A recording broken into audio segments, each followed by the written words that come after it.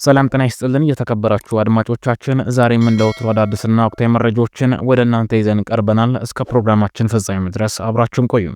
ታላቁ የህዳሴ ግድብን በተመለከተ ከኢትዮጵያ ጋር ተጨማሪ ውይይት እንደማይደረግ የግብጽ የውጭ ጉዳይ ሚኒስትር በድር አብዱላቲ ለቢቢሲ ተናገሩ።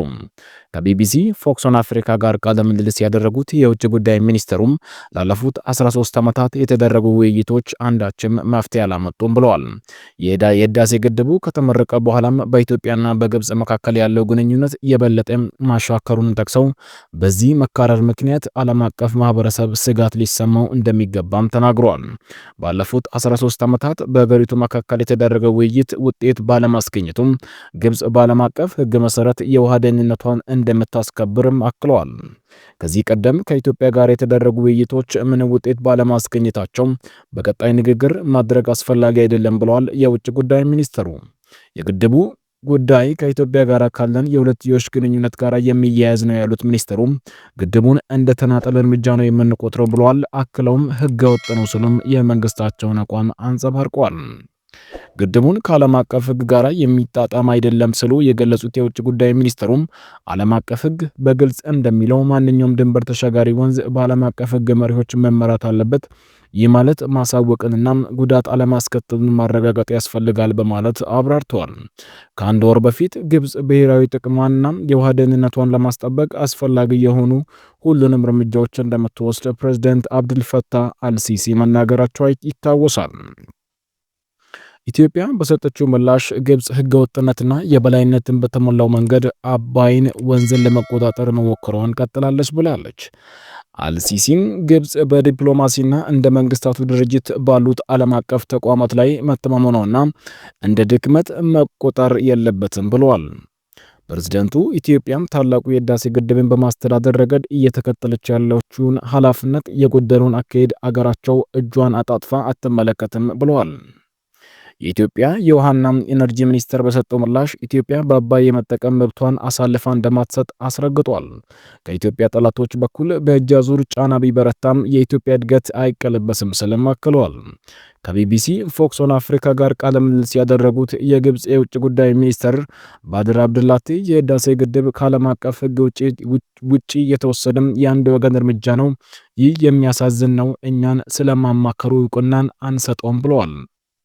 ያሳለፍነው መስከረም ወር መገባደጃ ላይ የተባበሩት መንግስታት ጠቅላላ ጉባኤም ሲካሄድ የውጭ ጉዳይ ሚኒስትሩ ኢትዮጵያ በታላቁ ህዳሴ ግድብ ምክንያት በታችኛው ተፋሰስ የሚኖሩ የሚሊዮኖች ህይወት አደጋ ላይ ጥላለች ብለው በመክሰስ አገራቸው ጉዳዩን ወደ ዓለም አቀፍ የፍትህ ፍርድ ቤት ትወስዳለችም ብለው ነበር። በዚህ ጉባኤ ላይ የተገኙት በተባበሩት መንግስታት የኢትዮጵያ ምክትል ቋሚ ተወካይ ዮሴፍ ካሴም ለግብጽ የውጭ ጉዳይ ሚኒስትር በሰጡት ምላሽ ግብጽ ስለ ታላቁ ህዳሴ ግድብ ያደረገችው ንግግር መሰረት አልባና አሳሳች ነው ሲሉም አጣጥለዋል። ግብጽ ስለ ታላቁ ህዳሴ ግድብ ተአማኒ ያልሆኑ ክሶችን በተደጋጋሚ ወደ ተባበሩ መንግስታት የጸጥታ ምክር ቤት አቅርባለች ሲሉም አክለዋል። የህዳሴ ግድብ ከተመረቀ በኋላም ግድቡ በአግባቡ ባለመተዳደሩ ምክንያት የተለቀቀው ውሃ በሱዳን ጎርፍ አስከትሏል በሚል ግብጽ ክስ አቅርባ ነበር። ኢትዮጵያ ክሱን አስተባብላ የግብጽ ክስ ዓለም አቀፉን ማህበረሰብ ለማሳሳት እንዲሁም ሐሰተኛ የተጎጂነት ትርክት ለመፍጠር ያለም እንደሆነም ገልጻለች።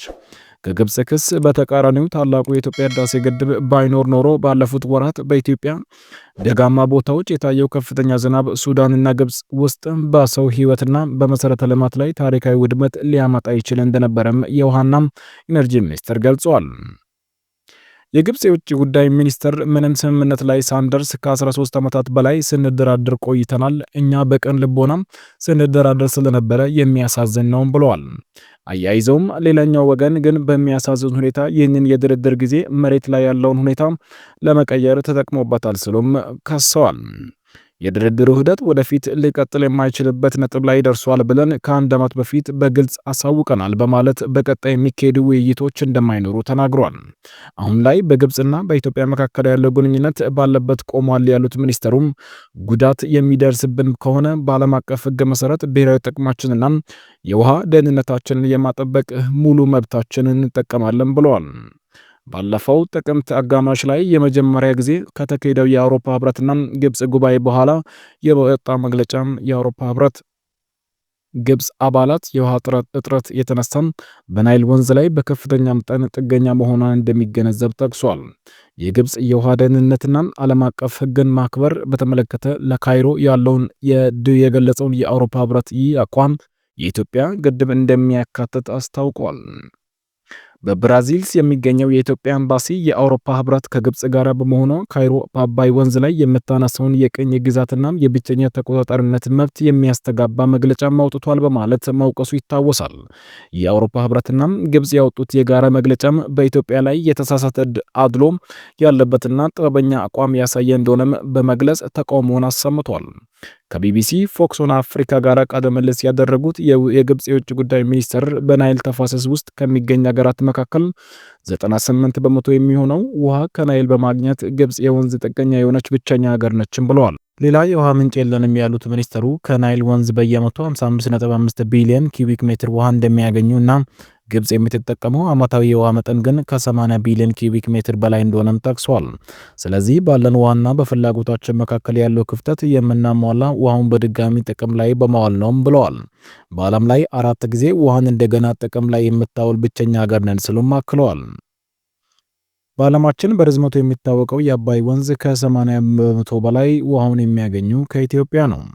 የወንዙ አብዛኛው ውሃ የምትጠቀመው ግብጽ በኢትዮጵያ ግድብ መገንባቱ የውሃ መጠን ይቀንስብኛል ስትል በተደጋጋሚ ከሳለች። ኢትዮጵያ ይህንን ወንጀላ በተደጋጋሚ ውድቅ አድርጋለች። የግብጽ ሚኒስትር በበኩላቸው ከውሃ አንጻር ከደህንነት ወለል በታች ነን። በተባበሩት መንግስታት መሪ መሰረት የደህንነት ወለል በነፍስ ወከፍ 1000 ኪዩቢክ ሜትር ነው። የግብጽ የነፍስ ወከፍ ድርሻ 500 ኪዩቢክ ሜትር ነው። ውሃ ከሌለ ስልጣኔ ፒራሚዶች ምንም አይኖሩም ብለዋል።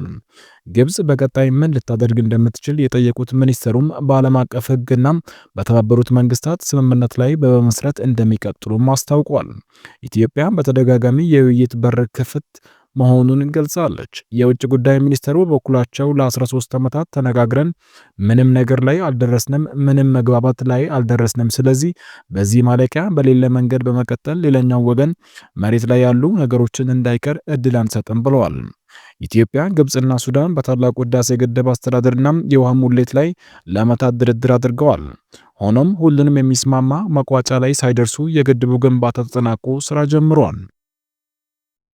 ግብጽ በአፍሪካ ግዙፍ የሆነውን ግድብ ጉዳይ ባለፉት ዓመታት ለተባበሩት መንግስታት፣ ለአፍሪካ ህብረትና ለአረብ ሊግ በማቅረብ በኢትዮጵያ ላይ ጫና ለማሳደር ሞክራለች። የጸጥታ ምክር ቤት በዓለም አቀፍ ደረጃ ሰላምና ደህንነት የሚመለከት ዋና መድረክ ስለሆነና ይህ ጉዳይም ግልጽ የሆነ የዓለም አቀፍ ደህንነትና ሰላም ስጋት ስለሆነም ወደ ምክር ቤቱ ያመራል ሲሉም የውጭ ጉዳይ ሚኒስትሩ ተናግረዋል። ከዚህ ቀደም በየካቲት 2020 በፕሬዝዳንት ዶናልድ ትራምፕ በዓለም ባንክና በአሜሪካ ግምጃ ቤት ሽምግልና ከስምምነት ተደርሶ እንደነበረም በመጥቀስ ግብጽ ብትስማማም ኢትዮጵያ ለመፈረም ሳትስማማ ቀርታለች ብሏል። ስምምነቱ ለኛ የሚያስማማ አልነበረም፣ ነገር ግን ለግብጽ ለሱዳንና ለኢትዮጵያ የተሻለ አማራጭ ነበር። በወቅቱ የውጭ ጉዳይ ሚኒስትራችን ለፈርማው ወደ ዋሽንግተን ዲሲ አቅንተው ነበር። በሚያሳዝን ሁኔታ ግን የኢትዮጵያ ሚኒስትር አልተገኙም ሲሉም ወቅሰዋል። በኢትዮጵያና በግብጽ መካከል ያለው ውጥረት ሲባባስ በአንጻሩም በሶማሊያና በግብጽ መካከል ያለው ግንኙነት መጠናከሩ ይታወሳል።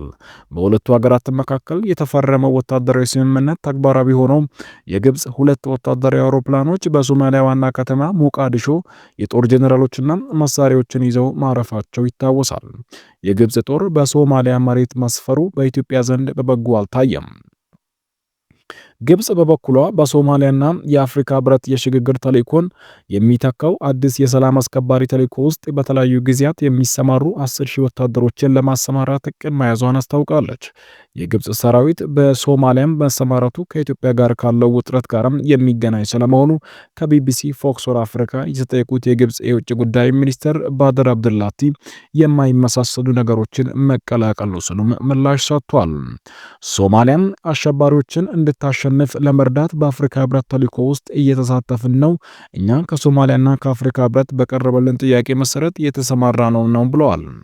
ከኢትዮጵያ በኩል ስለሚነሳው ስጋት በድጋሚ ተጠይቀውም በግልጽ እንነጋገራለን። በአፍሪካ ህብረት የሰላምና የጸጥታ ምክር ቤት ተጠይቀን እንዲሁም ከሶማሊያ መንግስት በጽሁፍ በቀረበ ጥያቄ ነው የተሰማራ ነው። የሶማሊያን የግዛት አንድነትና ሉዓላዊነትን ለመጠበቅ እንዲሁም አልሸባብና ሌሎች የሽብርተኛ ድርጅቶች ለመከላከል እንድንረዳቸው ጥሪ ያቀርበዋል ሲሉም መልሰዋል።